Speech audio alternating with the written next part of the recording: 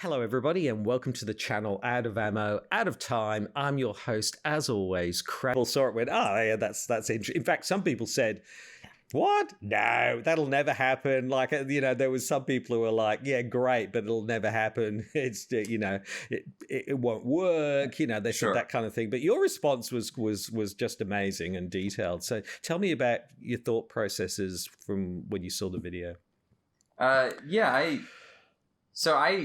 I guess I can agree with the idea that I don't really foresee Fantasy Flight implementing it into the game at this point, because I think they would have to just retroactively go through way too much. But it was one of those things where I was like, man, it's like, this is perfect. This does make sense. Like, you know, sometimes Arkham, like, I understand why the game is set up the way that it is, but sometimes it can lock you into this, like, oh, here's an enemy, you need to either fight it or evade it, and those are your only two choices. And that's not really, it doesn't really seem thematically appropriate with, like, past Arkham horror games or just, like, the theming in general. It's like, you should be able to reason with them on some level. There's already the parlay mechanic in the game, so it does exist. They have accounted for it, but it was just kind of, like...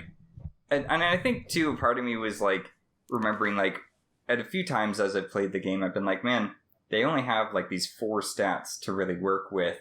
And so you're just testing these 4 stats over and over and over and over again. I was like, man, I wonder if they considered, like, should we add a 5th one?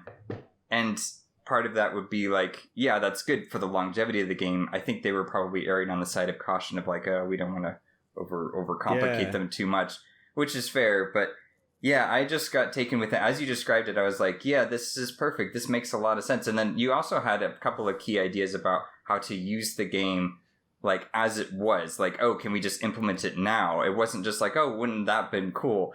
It was like, because I think you outlined a few specific things, I was like, I could riff on that. I could probably create something that would work, I'll bet.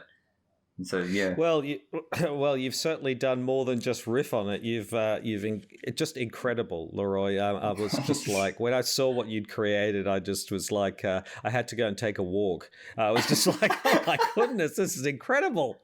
So I'm just interested because you say you do design game. Because the other Arkham Horror Files games do use this sort of influencer idea, whether it's Eldritch horror or whatever. Mm-hmm. Do you have a sort of theory on why they decided not to use it for Arkham Horror, the card game? Because it seems obviously it was a conscious choice if it's in the others not to use it. Yeah, I would think it's a very conscious choice. Yeah, I don't know. That's a good question. I don't know how much I should theorize, but I think, you know, anytime you're designing a new game and you're going to sell it, you want it to be successful. And I think my gut is they probably erred on the side of caution of like, I don't think we need to include that 5th element because it's just going to bog the game down on too many things. There are like a number of things that we'll talk about later that I've run into in playtesting. Specifically, like, the fact that you have this 5th stat on your character, like, the game doesn't know that exists. And so, if it were to account for it, it would have to affect, like, treacheries and locations. It would be more than just enemies. Like, everything would have to have this other riff to it. So, I think there's something to be said for, like, just wanting to keep things consolidated and not worrying about the longevity, because these designers get really creative with how they're able to like remix things over and over again. Like, I've been picking up the Lord of the Rings LCG and playing some of that. Yeah. And that uses only like 3 tokens in total. There's like damage, money, and then progress tokens. That's it. And then I'm just endlessly surprised at like how they're able to use just these 3 pieces and like that's it. That's all you need, and constantly create new interesting dynamics from it. So Yeah, I would imagine they kind of looked at it and was like, with Arkham, felt like, yeah, we've got enough now. We've got enough diversity here. We don't need to necessarily overburden it. Yeah, and I guess there is an elegance to just using those stats and not having any others. That's true. So actually, I remember I saw a post. It's just reminded me about game design. Somebody posted that what they do is they take games like Arkham Horror, Eldritch Horror, and they find a way to create a new game which uses literally can be put onto a single piece of paper, uses some of the assets of the original game, but makes it like a mini sort of fast play version of the game. And they were asking if anybody had any ideas to do that with Arkham Horror, the card game, and that really intrigued me. So I don't know, but anyway, it's interesting. So interesting. Okay, yeah. Anyway, so fantastic. So so what we'll do is maybe we'll just talk through you've put together a document here, and what we'll do is we'll post up in the notes if. I guess it's okay for people to access some of this information and be freely available. But we'll go through, I mean, not word for word, but we'll go through the core dynamics as you've set them out. Okay. And as we go through, miraculously little images will appear so people can kind of follow as they go along. And then once we've done that, we will talk about some of the core cards. Now, in later videos, we're actually going to play Gathering the Midnight Masks using the cards, which will be very exciting. It'll be really interesting to see how that goes. Yeah, I'm stoked. So LaRoix, talk to me about the core.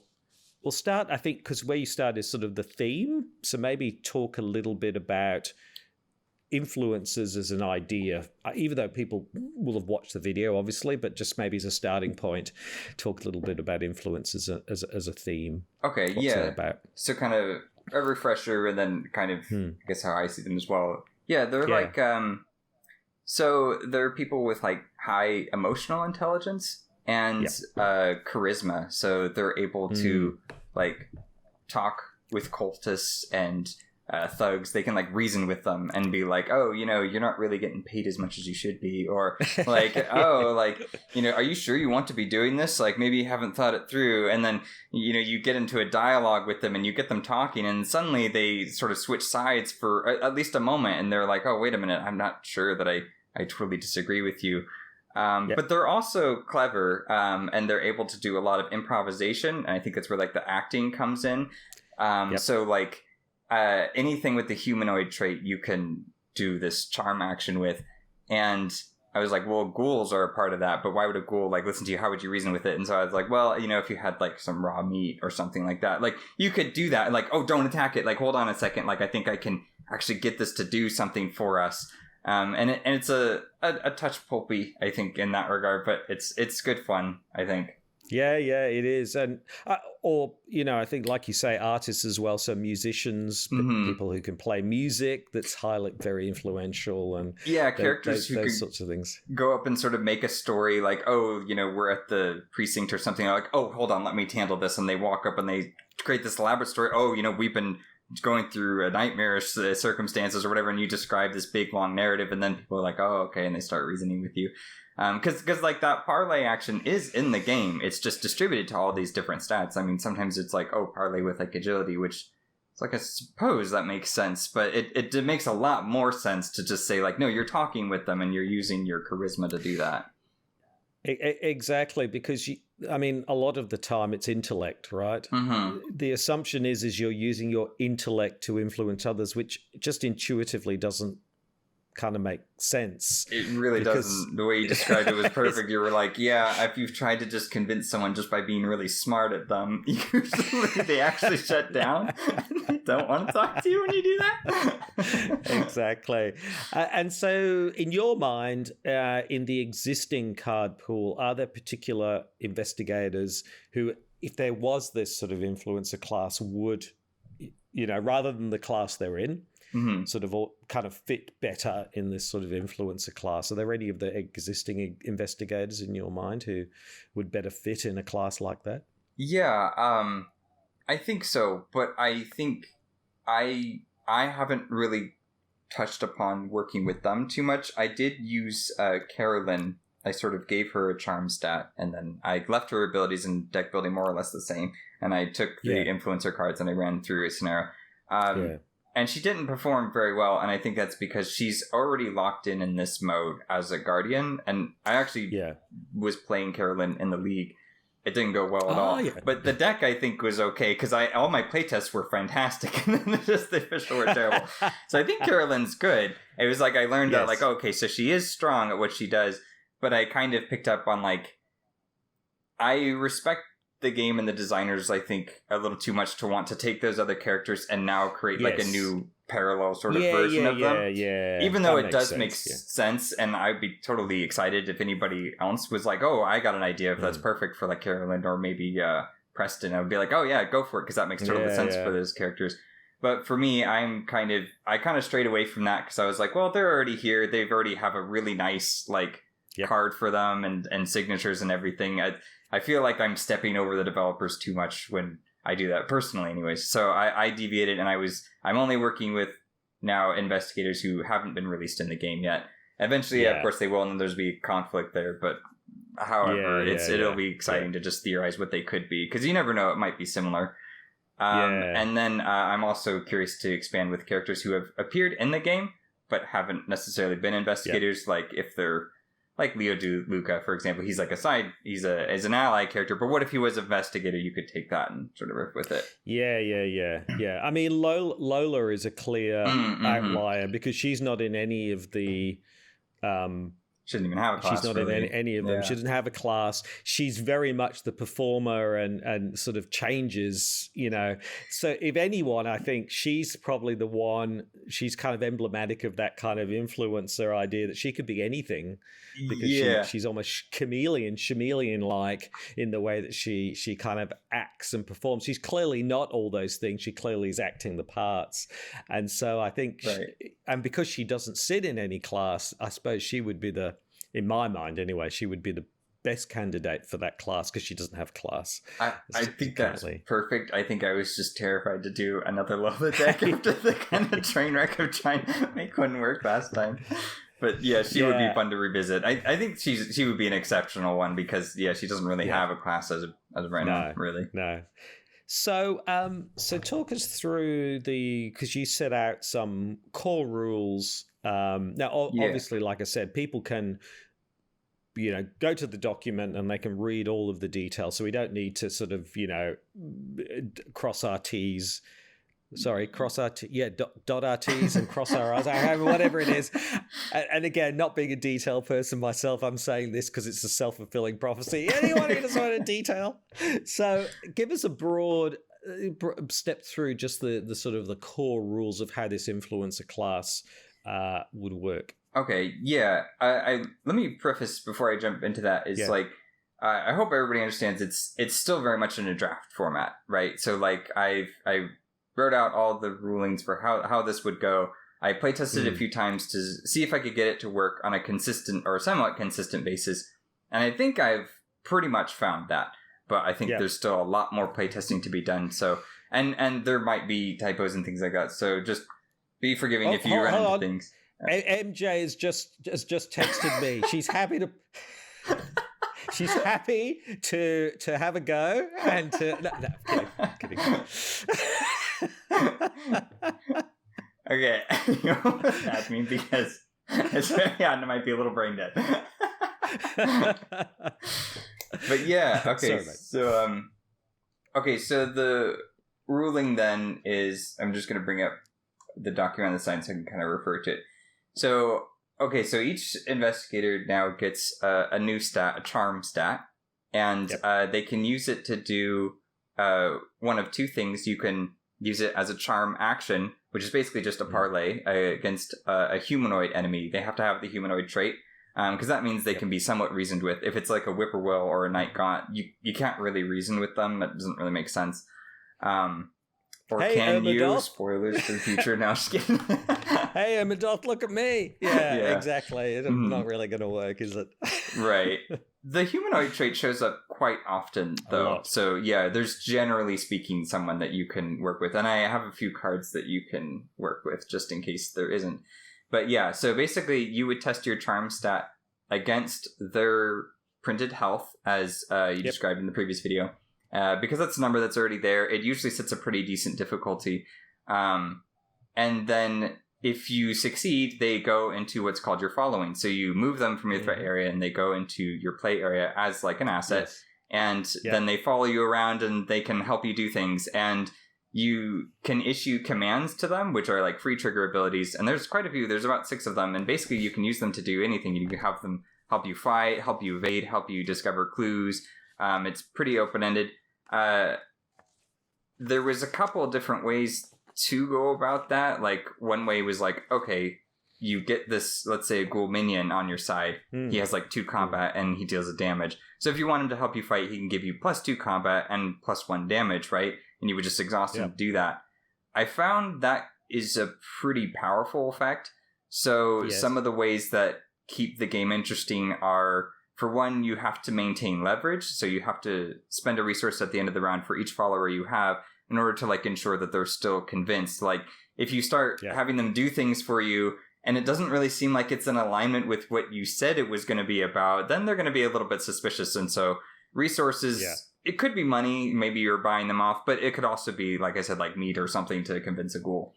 So there's that component to it. And then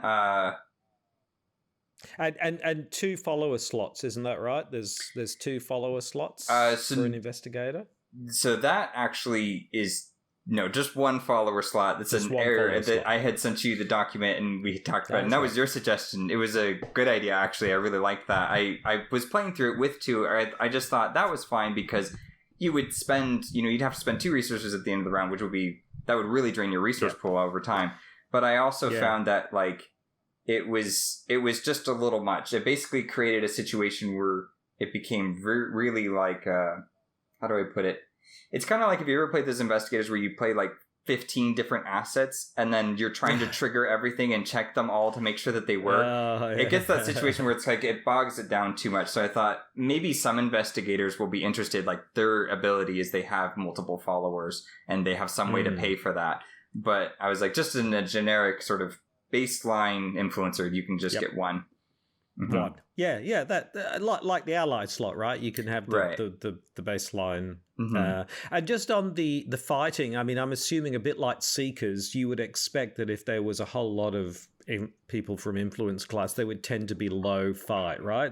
So you not have someone who's high fight and gets the and gets these followers. Yeah, it's not like Tony Morgan is like convincing these ghouls to help fight for him or something like that. Yeah. Or Leo's another one. He's high fight, but he can have like tons of allies, right? All sort of tramping around with him, sort of. But they don't all add to his fight stat necessarily, but sometimes they can. But I mean, it's a little bit akin to that, but just probably likely that they would be their fight stats like Seekers. I don't know what the highest fight stat on a Seeker must be. It's maybe 3. Maybe 4 with Joe, I think.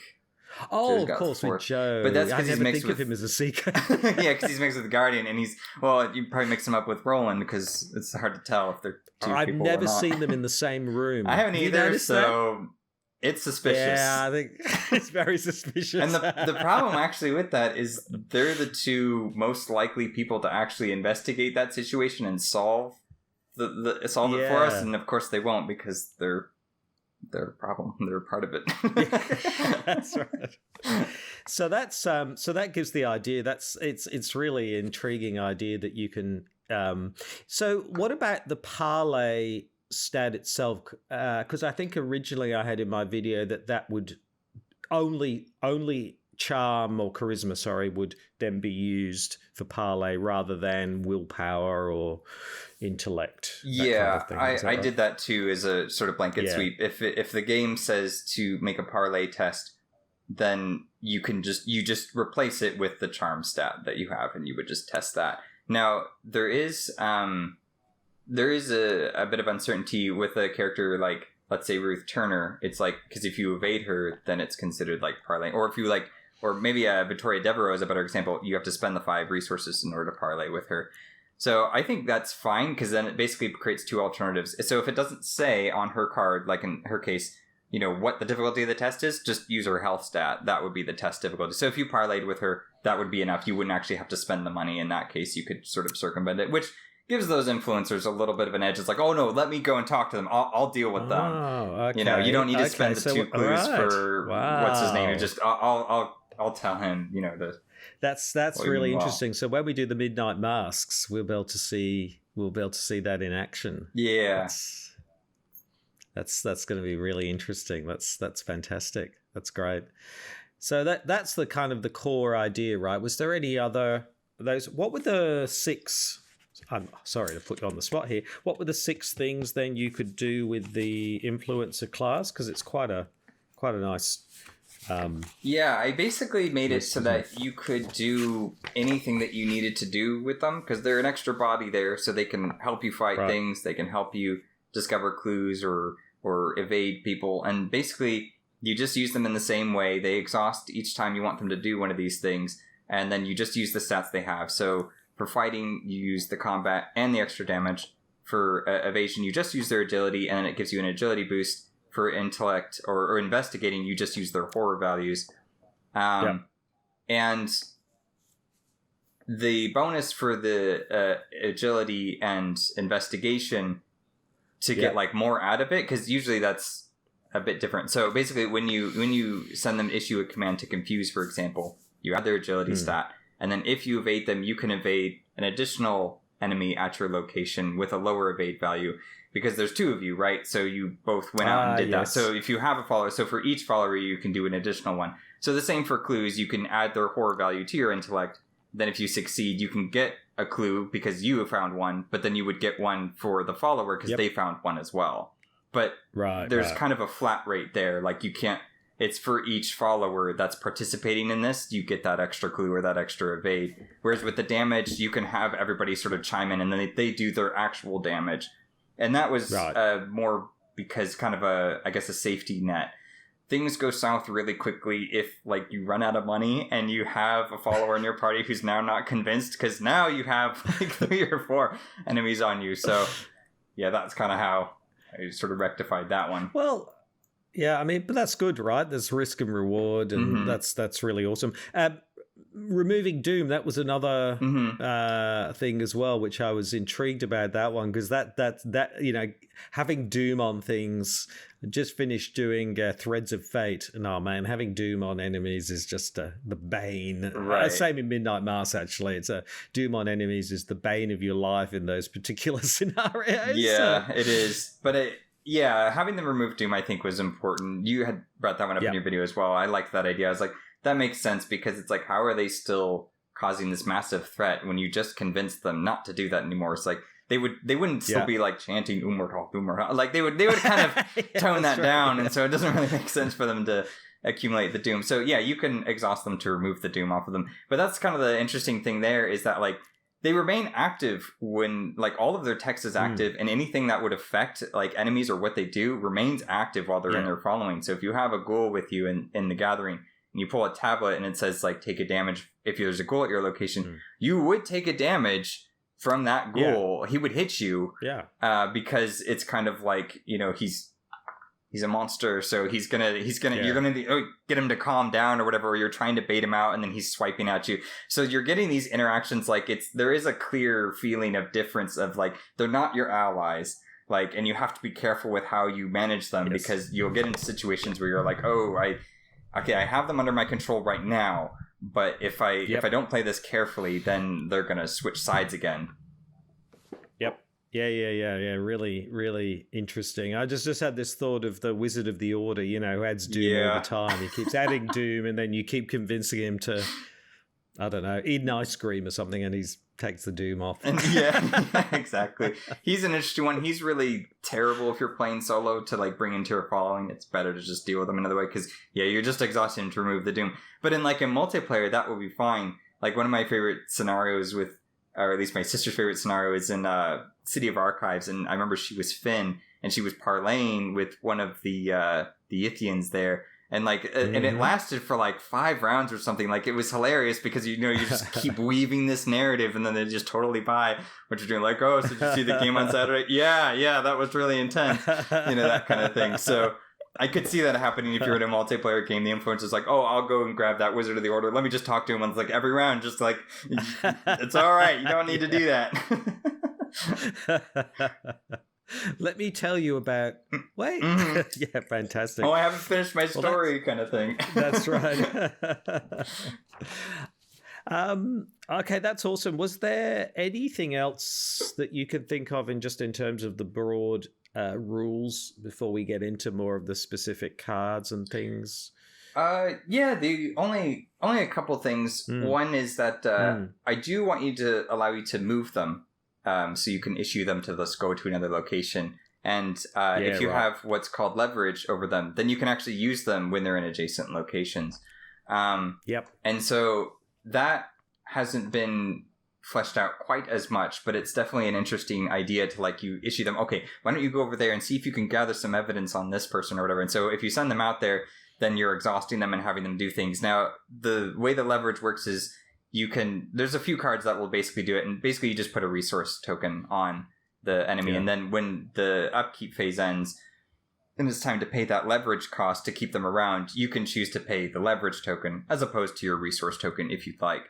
And so that creates kind of a bit of a buffer. So if you can really persuade them and get them to really convince that you're on their side and this is what they should be doing, then you can have them go off and do things on their own. Yeah. I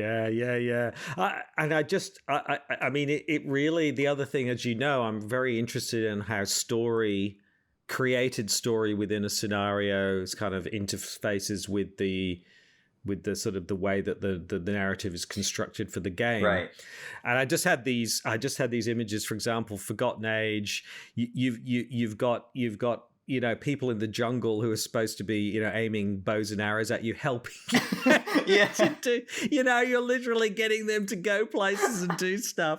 Or you've got the O'Banion gang on your side sort of helping you out in Dunwich, you know, like it really kind of creates some really fantastic kind of, you know, spontaneous story arcs that normally wouldn't exist within the scenario. It totally does. It's hilarious when it gets going because their text box, everything remains active, and so, like, you know, the arrows from the trees guys is like shooting the other investigators, and they're like, oh, sorry, like, I did convince them not to shoot me, but you're on your own.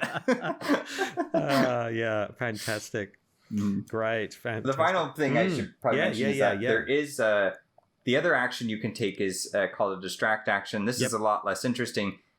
It's basically just there because in case you run into a situation where you don't have any humanoids in a scenario, that is going to be really, really tough on an influencer because their stats just aren't equipped to handle these things on their own. Yep. And so if it's a non-humanoid, what you can do is you can still make that parlay test, but it's called a distract test. And it allows you to disengage from them until the end of the round, or until the enemy phase. Yeah, disengagement is usually not super valuable, but it might be enough just to get away. It needs to definitely be weaker than evade, because then rogues and survivors get, they're better. Like, the evasion is much better, because then now you're not even getting hit through the enemy phase. Whereas this one, it's like just a little bit of a buffer. You can get them to kind of off your case for a bit. Little bit like, I mean, the dynamics are slightly different, but Luke Robinson, right? He can disengage and essentially move to a sort of a non-location. It's not an evade action as such. It's basically he just disengages and moves away, kind of. So it's a sort of a weaker. Which I found, but it still gives you a something to fall back on. It does. And I just played Luke. I have just recorded Luke for the Midnight Master Investigator games, and it's great. But the problem is when you've got multiple enemies moving, actually just disengaging from them rather than evading them.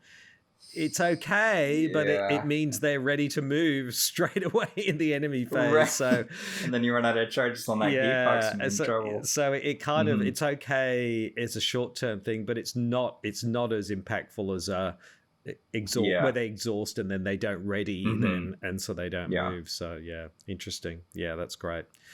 So I went with everyone's favorite politician, Charlie Kane. Yeah. There's lots of really great ideas for Charlie Kane out there. So, but if he was an influencer, this is kind of my take on him. And basically, I use the sort of bullet symbol that you can see to use for a charm stat because there's I needed some kind of iconography to kind of help smooth things out a little bit. And he's got 2 abilities. The first is he begins the game with 10 additional resources, which is a lot. Yeah. And part of that is Hello, Preston. You're not the only one. Yeah. Yeah, exactly. I was like, big money decks are fun. I was like, I wonder if I could do one that would do kind of give those cards a little bit more play and value. So yeah, I gave it all up front. So usually like the comparison is Jenny. Like Jenny gets an extra resource every round. There's about 14 rounds in a game. So Charlie gets a few resources less than she's liable to get. He's also going to get a lot less because he doesn't really have great rogue access. But at the same time, he gets it all up front. So it's kind of up to you whether you want to go big money or whether you want to just spend everything and just get all the stuff that you need up right away. Yeah. And then he has a reaction ability, and it's after you charm an enemy, you add a resource from the token pool to that enemy as leverage. So you get one to start with. You don't have to pay for it that first round, which is just kind of a nice little buffer to make sure it's not tapping his resources so often. Yeah. So why Charlie Kane of all the investigators in all the gin joints and all the why Charlie Kane more than others? Was he the only one you of the non-Arkham ones you considered, or? In terms of just investigators, so like I had tried Carolyn for a little bit, and then I was like, okay, I need to just make a new character from scratch and just give them an ability and a signature card, and just everything is about doing influencer now. Yep. And so I wanted someone who wasn't released yet in the game, and he just seemed like a perfect fit. He's the politician, so he's able to really calm people down, or and he's kind of noble too. Like in his description, I like that a lot, where he's kind of like he's like a good politician. He wants to do good in the world. So Churchill, he's like a Churchill kind of character with his, his cigar. Yeah, totally. And I think the resource thing, because again, I don't always look at resources as money. I know that's kind of our default. It's like, oh, it's money, but resources isn't always money. No. It can sometimes just mean your ability to persuade people. It's like, oh, no, I know someone I can contact with that. And so it seemed like he would have lots and lots of connections, people he could just reach out to, like, okay, we need something done. Let me talk to this person. Let me get, so he's ready to go and do things himself, but he's also got lots and lots of assets. And he features on Charisma, right? That's him on Charisma. Pressing the flesh. He's a very powerful investigator in Eldritch Horror. I don't know if you've played him in Eldritch Horror, but he can he has lots of money and influence. He can buy stuff and he can distribute that stuff to others. So he's like this sort of resource for just stuff.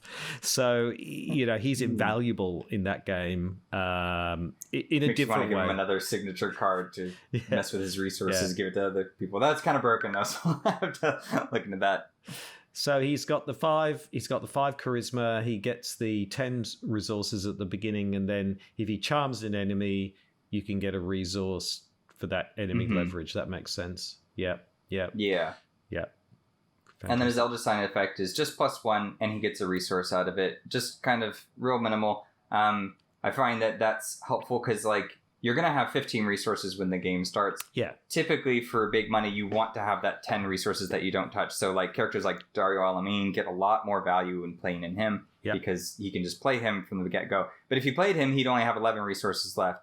And if you're, convincing enemies to join your party, now you're not getting a resource upkeep every round. Yeah. So having that extra resource you can get or that extra leverage just kind of keeps him healthy, keeps him topped off if he needs. Yeah. Because his stat line isn't great either. He's 3 willpower, 3 intellect, 2 fighting, 2 evade. Yeah. So if something is not going well, he really needs his money to kind of make something happen real quick to get out of that jam. Yeah. He just looking at him, he doesn't look like a Rita character. It doesn't look like evasion would be his top stat. Yeah. So, and in terms of the back of his card.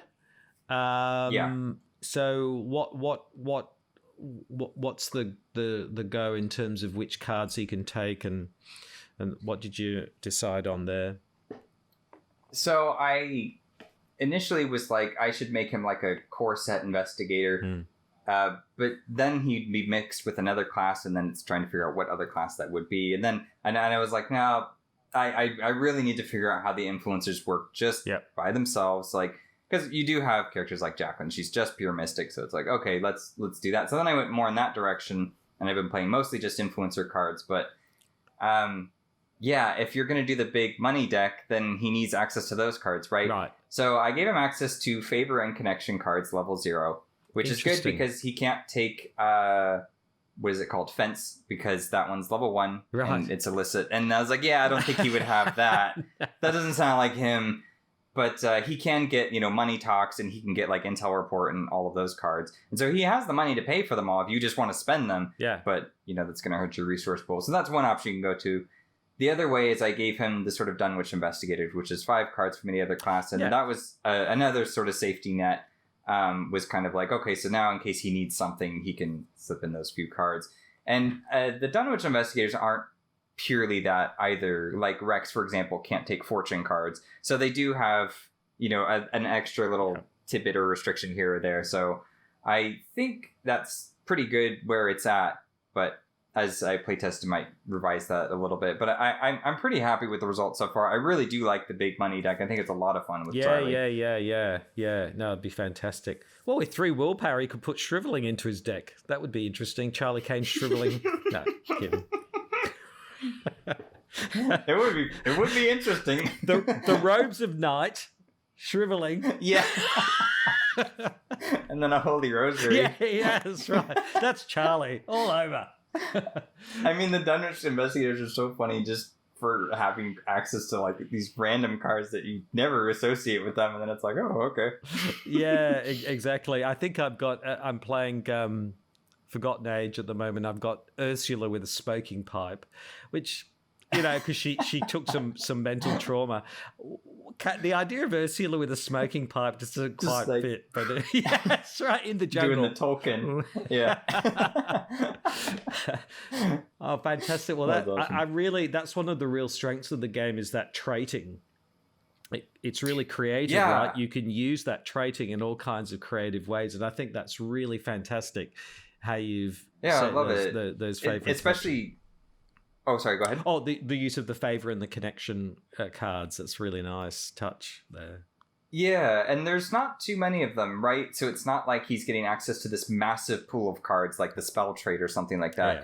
It's just a handful of cards that just so fit the theme of what he's doing. Yeah. So it seems strange that he wouldn't be able to access them. Kind of like Rita with the trick trait. It's like, she's tricksy. Why wouldn't she? Or like Mark with tactics. It's like, he should be able to do that. Yeah. Mm-hmm. Why does Preston, you can't take illicit cards with Preston, can you? I never quite understood that, why they did that. I took it that he's a good boy. Okay. So, because he's using his family inheritance, right? Yeah. So maybe it's kind of like he doesn't want to cause his family any undue, he doesn't want anything coming back to him and be like, oh, you were involved in this, and he wants to keep things prim and proper. My sister, actually, she plays him with the ornate bow because, of course, he would have archery training. And that's sort of the rich kids thing. That's so funny because I always saw him as a kind of a upper class twit. Because he just spends his way out of everything. So he wouldn't use illicit cards because he's got no idea, that too, yeah. And always actually, because I played him a lot where, he just sort of buys his way out of situations. He just spends the money. Well, he's got one intellect, so he probably wouldn't have a clue. No. And so I always used to joke, he's brought somebody else in to do that for him, Yeah. Right. Brilliant. Okay, fantastic. So you didn't just stop there, LaRoix. No, that's just not good enough for you. You then have to show us all up, and then you make all these other bloody cards. It's like incredible. You've put together a whole deck. I was just like, hold on. Okay, Charlie Kane. Oh, what? All these cards. Wow. Thanks. Well, I thought it would be fun to have and a couple of them you'll see are like riffs on cards we've seen before, right? But for the bulk, it was like, it's like in order to make this work, like we need to see what does it look like all the way. Yep. You have those characters that are just monochromatic, and so it's like he's mostly that. So it's like he should really exemplify what the class can do. So I tried to make a sort of starter deck. So it's kind of a mix of like the core set, the Dunwich Legacy Gators, and then the starter deck packs, and kind of tried to bring it all together into sort of one cohesive package. Yeah. I mean, it's just fantastic. So if you're okay, should we just talk through the cards? This one's my favorite. Being a bit of a movie buff myself, I particularly like this one. So this is his signature I love my movie strength, quotes. isn't it? Yeah, this is his signature card is Rosebud. I just couldn't help the Charles Foster Kane is like kind of similar. I was like, maybe he would have known him. I mean, it would have been. I guess it wouldn't have been. Yeah, there's a bit of a time disparity, a little bit there. But anyhow, you'll see the wild icon that's on the bottom, and if there's wild icons coming up from the bottom, that just means it's a charm icon. I found the charm icons to be something that obviously needs to be there, but in a sense, I tried to be very careful about how often I use them, because I found that I was holding these cards with charm icons and I needed to like evade or get a clue or survive some kind of treachery test. So they don't come up too often, but when they do, if they're coming up from the bottom, that's what that means. Everything else is the same. But yeah, this is his signature card. It's an event. It's 3 cost, Insight and Improvised. And then you reduce the resource cost to play Rosebud by 1 for every 5 resources you have. Fast, choose a card in your hand and play it, ignoring its resource and action costs, if any. And so it allows you to just get something in play right away. If you get it in your open hand, it's perfect. It doesn't cost you anything because you've got those 15 resources. And it creates this kind of gamble, like, how long do I want to wait for Rosebud before I just get set up and then treat it for the icons? Yeah, fantastic. Very nice card. Yeah. That's brilliant, and a great imagery as well. It's a really lovely card. So, like you're saying, the second wild card would actually be an influence one. I see. Yeah. Of course, so that you could get a double influence if you wanted and play it, or double willpower, or double intellect, but no fight or evade. Yeah, brilliant, fantastic. Great card. You've done I have to say, just so creative, such a fantastic job with these.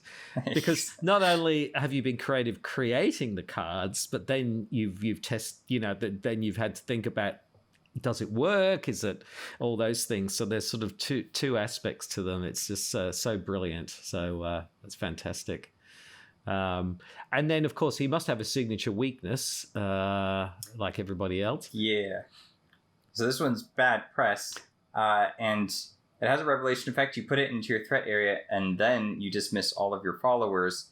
And then as an additional cost to initiate parlay or charm actions, you have to spend 2 resources. Ooh, ouch. So I've had this thing hit me, and if I don't have followers, then it's not too bad, and I can take the moment to get rid of it. But if you have followers, it can create really, really dangerous situations, because now they're not in your following, and you have to decide, do I want to take that attack of opportunity to get rid of bad press, or should I just pay the 2 resources? And the 2 resources isn't much, but it's probably going to chip away at your sort of a big money hand. Yeah. Now, I've got to ask you, where did you get that image from? So this is all just Google. The art is always the last thing done, because even in like my own game, like I'm designing a card game as well, and I just don't even bother with the art. I'm like, don't talk to me about art. It's just way too much work to just do everything else. But when it came to this one, I just found that picture and I was like, what is happening in this picture? He's writing something. He's got this like helmet on, just kind of breathing. And I thought, okay, this looks like a conspiracy, or they're throwing some shade on Charlie. So basically this card pops out, and then the press gets released. They see a newspaper maybe or something, and then they're like, hey, I thought you were being straight with me, and then now all your followers are suspicious of you. And so you know what's weird about this? I posted about this helmet on a Facebook page called Vintage Weird just a few days ago. Oh, did you? Yeah, That's probably where I found it. So the guy who circling. invented this in the 1920s, Uh-huh. he did it because he was a writer, and it's to stop distractions. So basically, you put on this. I kid you not. He patented it and everything. You put on this helmet. It's got a it's got a bottle of air, so you can breathe through that, and all you can see are just literally the page in front of you. It was to help him focus with no distractions while he was writing. That's where it came from. Maybe I should get one. Do a lot of writing. It's I mean, it's a bit extreme, right? Like, couldn't you just shut the door? Yeah. You know. Yeah. So for some reason, it never took off. Can't imagine why. Yeah, I wonder what it was made of. Was it like metal? Yeah. It's like a big metal. Oh. It's like almost like a diving helmet. Yeah, it would get hot in there. Yeah. So anyway, You'd swelter. Suffice to say, it didn't take off. Brilliant. Okay. Unfortunately, so.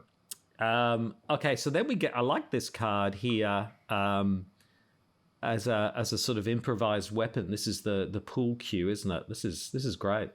This is pool cue. It's a 1-cost event with a combat icon. It's item and melee traded. It takes up a hand slot, and it says playing pool cue does not provoke attacks of opportunity. And as a free trigger, you exhaust the pool cue, fight. You get +2 combat for this attack. And if this attack deals damage, pool cue breaks, and you discard it. So it's kind of like, the stray cat. Like, I love stray cat. It's like for a resource, you drop her down, and then you can discard her, and you get a free of 8. So you sort of set up the action for later. Yep. This is way less impactful. It's just going to help you deal with like rats for the most part.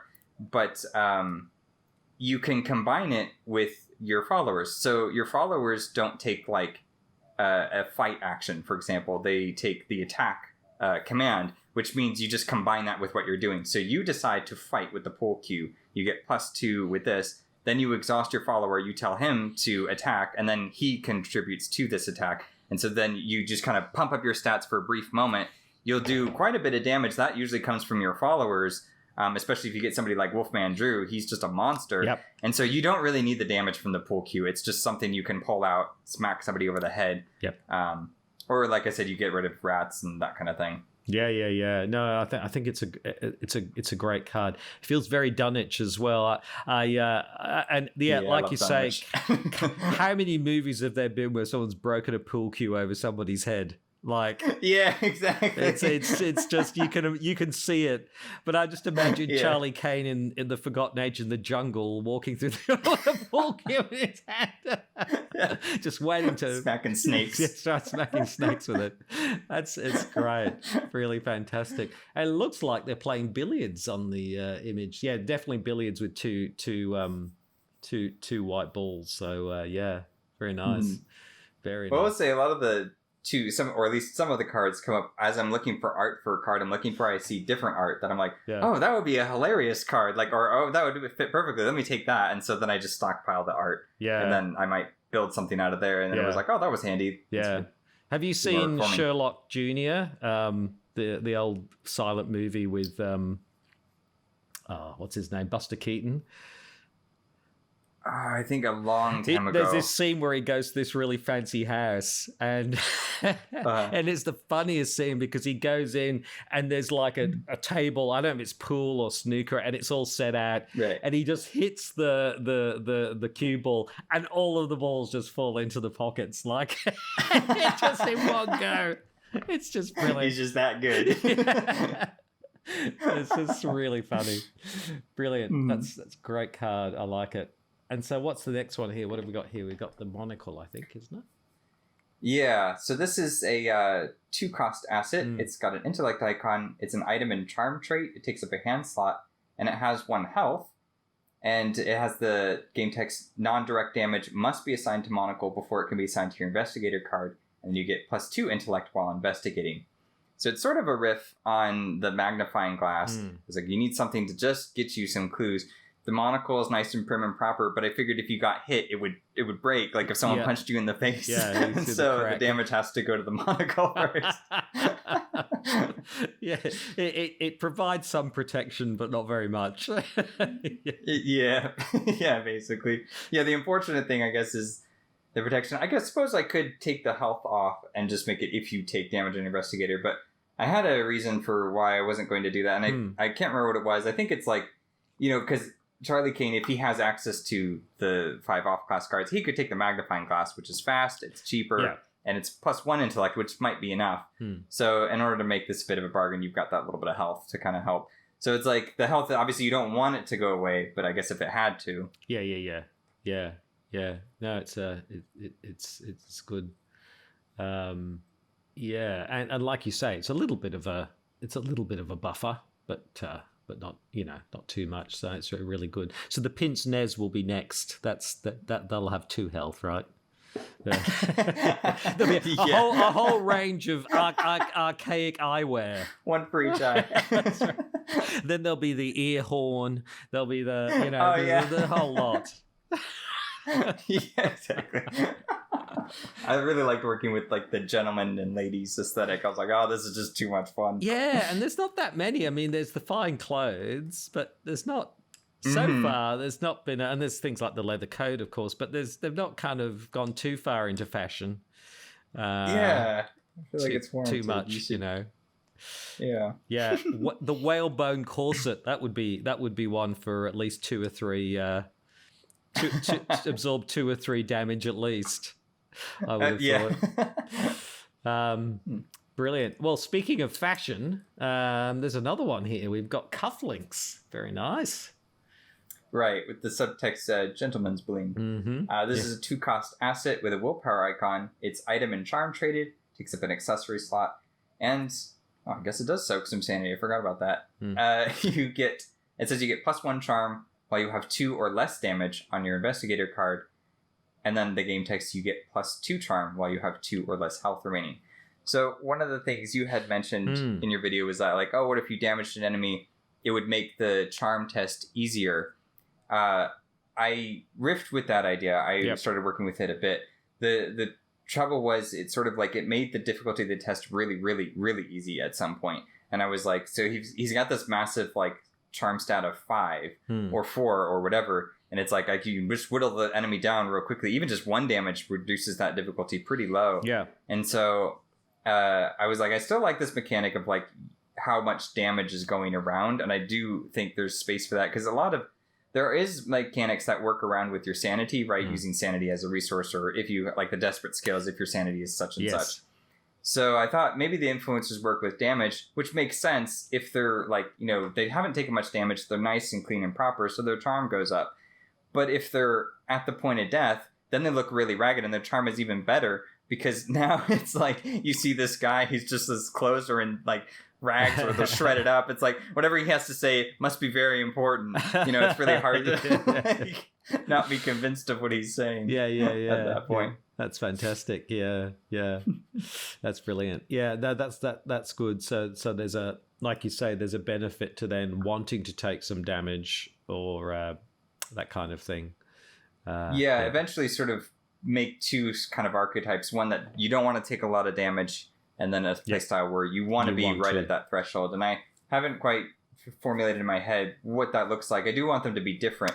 But this is kind of a card that kind of is just like, okay, sit here in the middle and support both until I figure out where that's going to go. Yes, because you're right. For some people, taking damage would probably make it more difficult. Like a Lola, you would imagine, if she starts taking damage, it kind of cracks her sort of performative ability in some way, but then for others it would have the opposite effect. So that's good. Or Lola could use it to be like, oh, I'm hurt, and it's like, oh, okay. Oh, I'm dying. Oh, exactly. I feel thank you. Yes, right. Help me. Oh, you monstrous ghoul, save me. I can imagine. And then we've got here Igor. Who's an ally. He's a loyal butler. He's a 4-cost asset with a charm stat. He's ally and servant traded. He takes up an ally slot. He's got 1 health and 2 sanity. And he has the game text, you get +1 charm. And then as a free trigger, you can exhaust Igor and spend 1 resource to ready a follower under your control. Yes.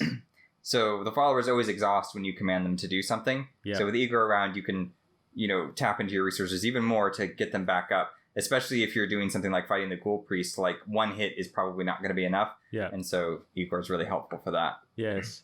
He looks a bit like, is it Peter Cushing, the horror actor? He looks a little bit like him, actually. Oh, he does. Yeah. Now that you mention it. Yeah. Awesome. Fantastic.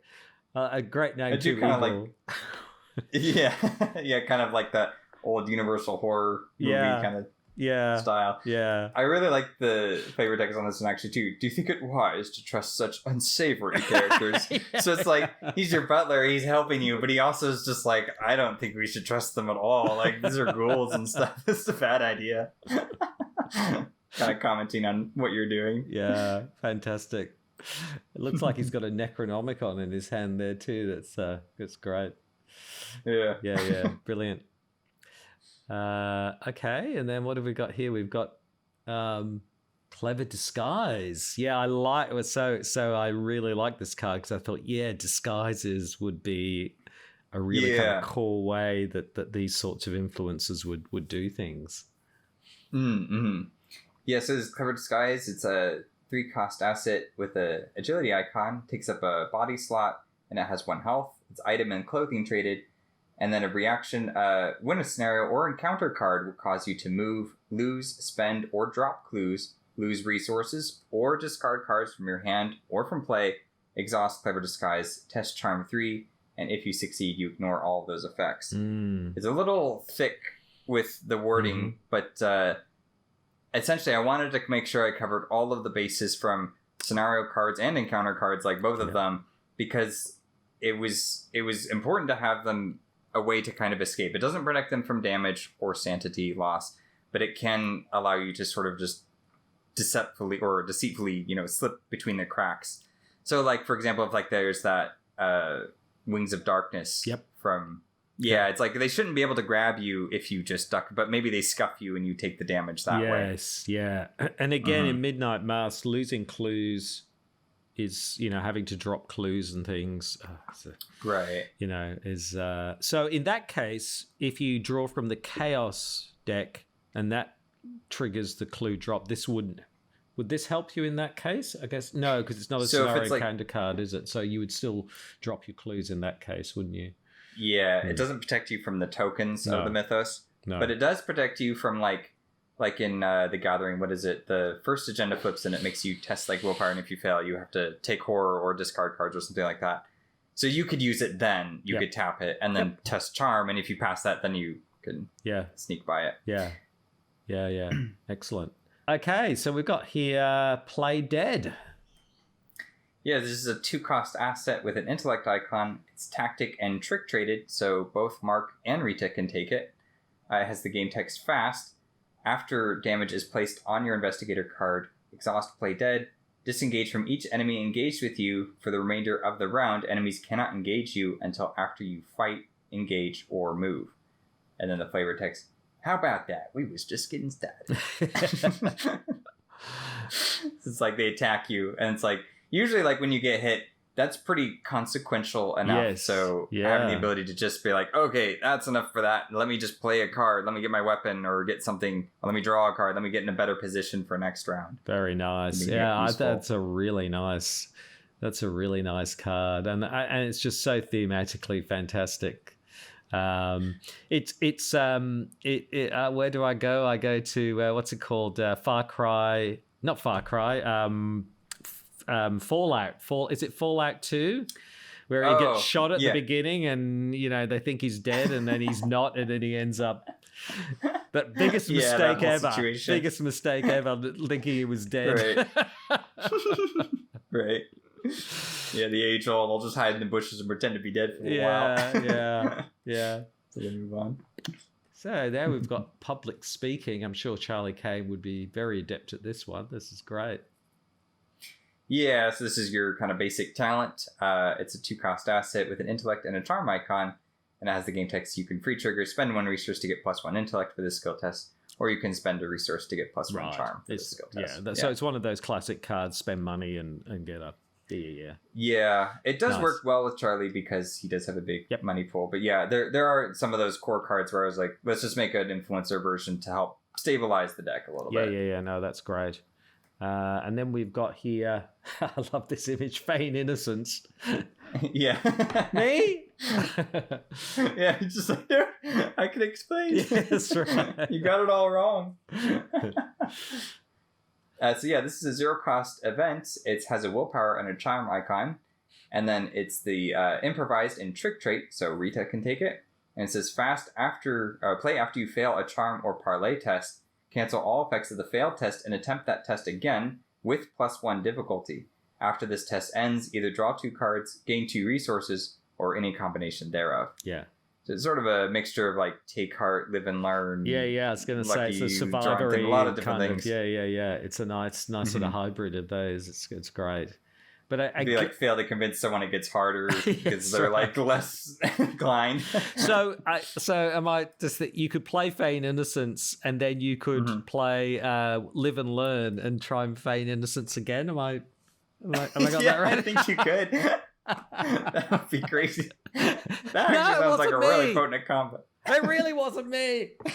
And you're just like dragging out this narrative. So that's the really fantastic thing about these cards, that what you've done is they really, really dial into this theme of influence in different ways. Like we saw the one before about public speaking, which is very proper. And then we've got these ones where people are literally improvising on the go to kind of keep themselves alive. It's really great. Yeah. It's really, really good. Really awesome. Thanks. So City Sweep. Wow. This looks tough. Yeah, so this is a zero cost event with a willpower and agility icon. It's bold and tactic traded, and it has the game text, put City Sweep into play as an asset with the text, reaction, after you draw a non-elite encounter card during the Mythos phase, discard City Sweep. Cancel that card, then search the top 12 cards of the encounter deck for a humanoid enemy and draw it.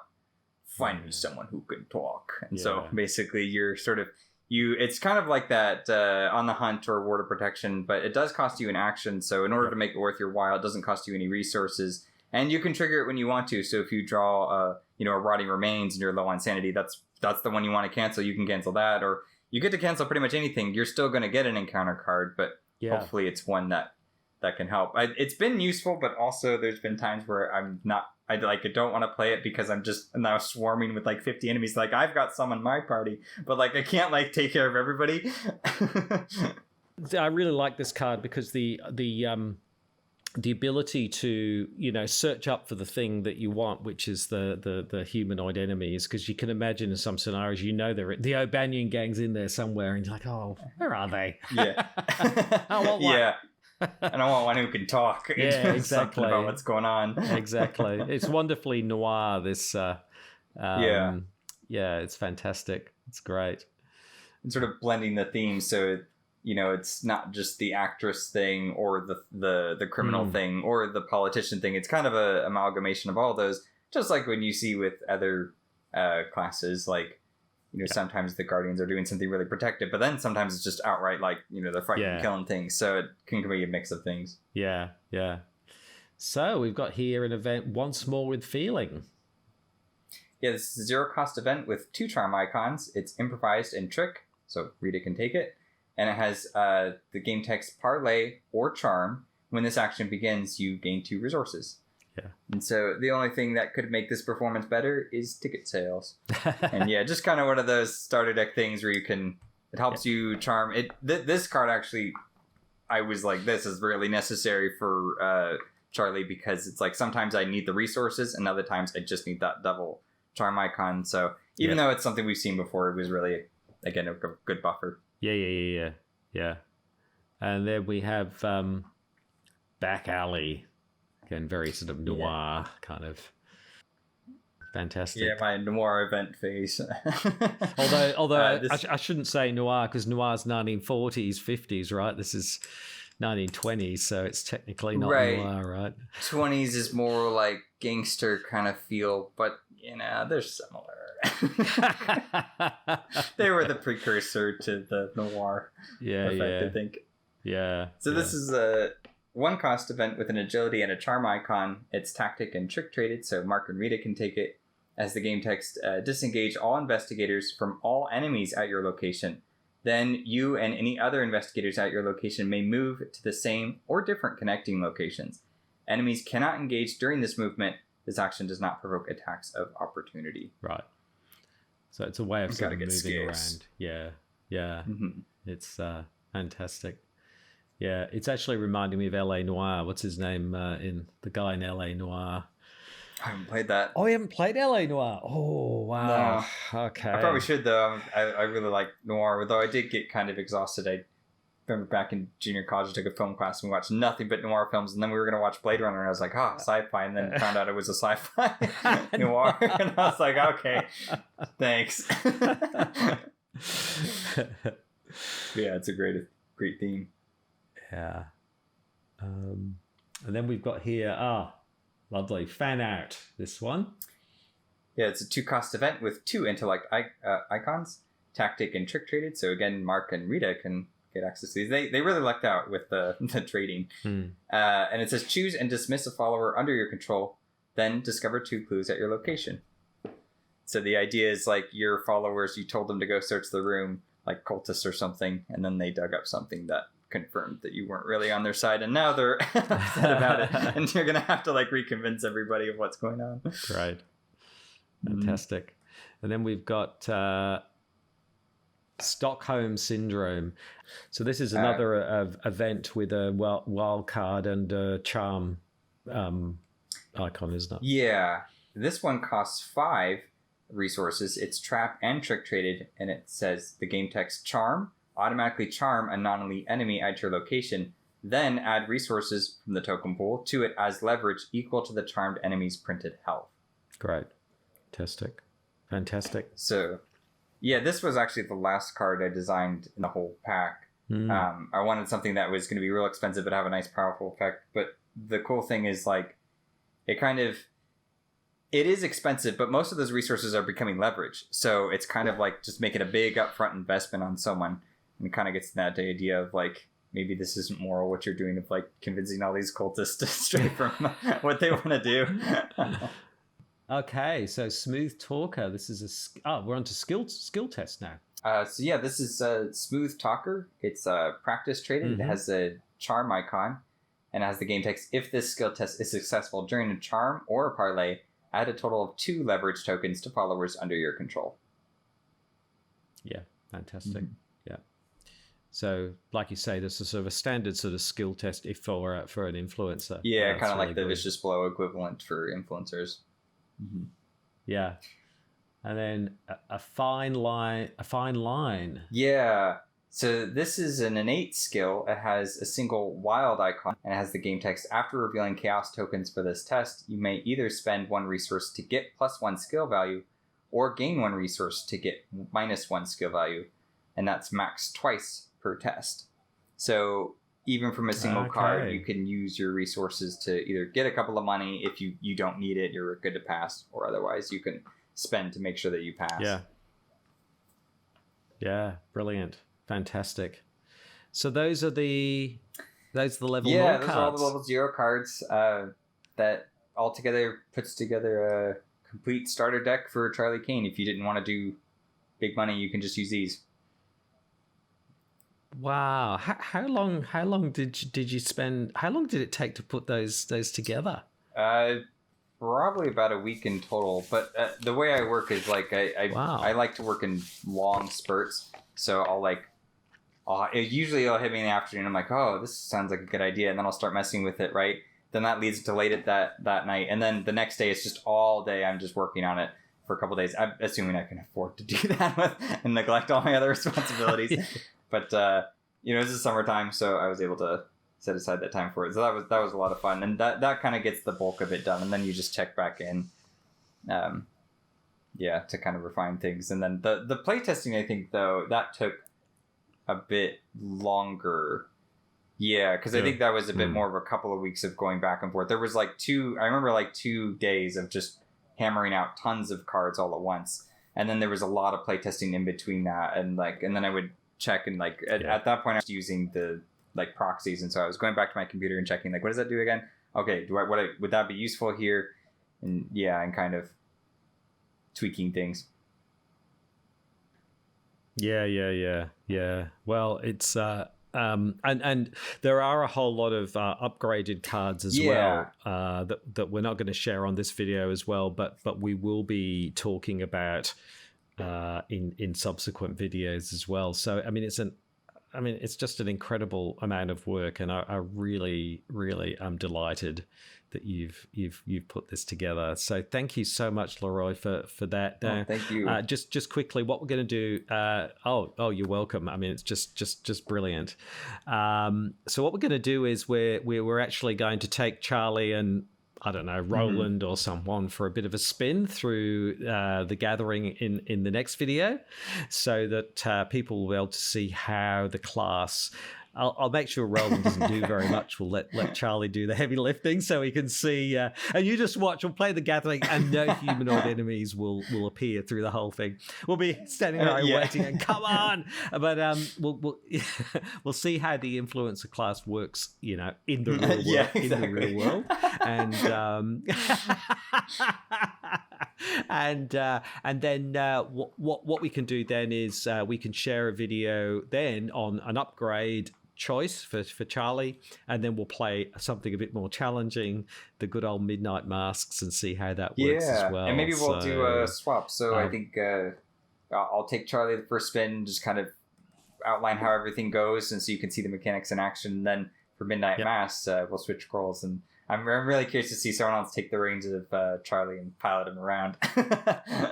Yeah. Brilliant. Well, thank you so very, very much. I really appreciate all the work and effort that you've done. It's absolutely brilliant. So thank you so much. Thank you for having me on and for indulging my just creative splurge on your idea. You're absolutely welcome. So everybody, I hope you like this video. Please like, obviously comment and subscribe. And next time, yes, LaRoix and I will be going through the gathering with Charlie Kane and his starter deck, and we will see how that goes. So please tune in for that. But until next time, I'm CrabbyTerror8. And I'm LaRoix. And we'll see you again. Bye. See ya. Bye. Thanks.